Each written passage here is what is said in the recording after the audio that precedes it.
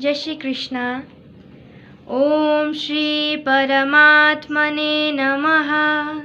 श्रीमद्भगवद्गीता अथ पंचदशोऽध्यायः।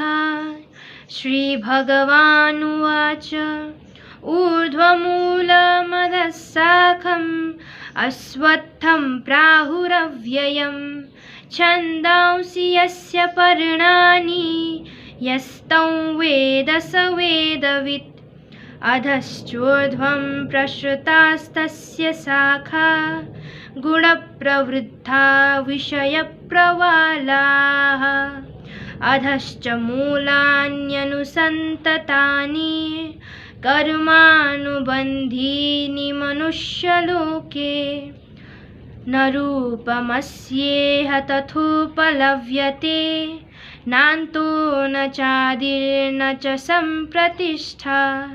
अश्वत्थमेनं सुविरूढमूलम् असङ्गशस्त्रेण दृढेन चित्वा ततः पदं तत्परिमार्गितव्यै यस्मिन् गता न निवर्तन्ति भूयः। तमेव चाद्यं पुरुषं प्रपद्ये यत्तः प्रवृत्तिः प्रसृता पुराणी। निर्मानमोहाजितसङ्गदोषा अध्यात्मनित्या विनिवृत्तकामाः। द्वन्द्वैर्विमुक्ताः सुखदुःखसञ्जैर्गच्छन्त्यमूढाः पदमव्यनन्तत्। न तद्भासयते सूर्यो न शशाङ्को न पावकः। यद्गत्वा न निवर्तन्ते तद्धाम परमं मम। ममैवांशो जीवलोके जीवभूतः सनातनः। मनःषष्ठानीन्द्रियाणि प्रकृतिस्थानि कर्षति। शरीरं यदवाप्नोति यच्चाप्युत्क्रामतीश्वरः।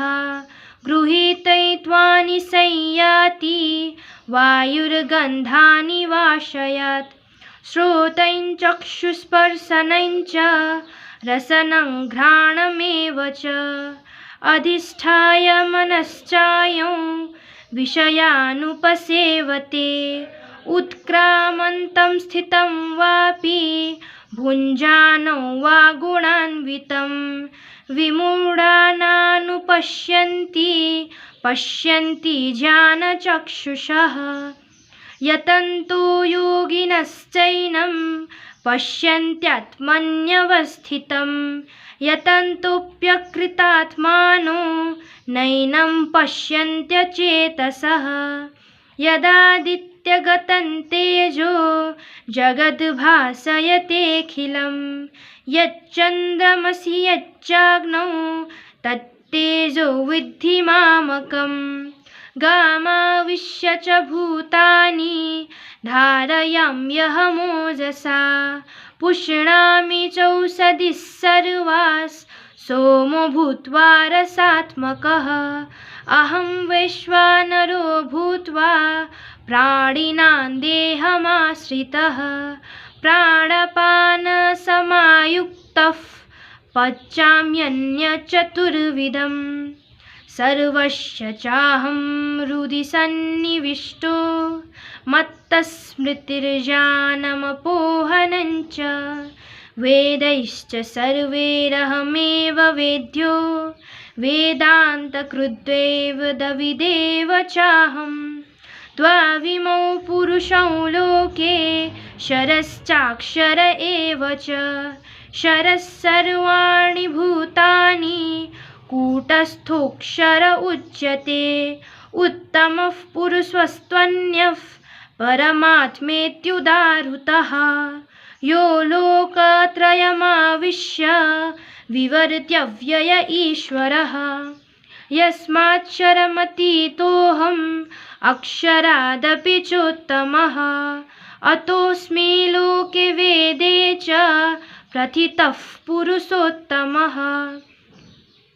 यो मामेवमसम्मूढः सम्मूढो जानाति पुरुषोत्तमं स सर्वविद् भजति मां सर्वभावेन भारत इति गुह्यतमं शास्त्रम् इदमुक्तं मया नघ यद् गत्वा बुद्धा बुद्धिमान् स्यात् कृतकृत्यश्च भारतः। ॐ तत्सदिति श्रीमद्भगवद्गीतासु उपनिषत्सु ब्रह्मविद्यायां योगशास्त्रे श्रीकृष्णार्जुनसंवादे पुरुषोत्तमयोगो नाम पञ्चदशोऽध्यायः। ॐ श्रीकृष्णार्पणमस्तु।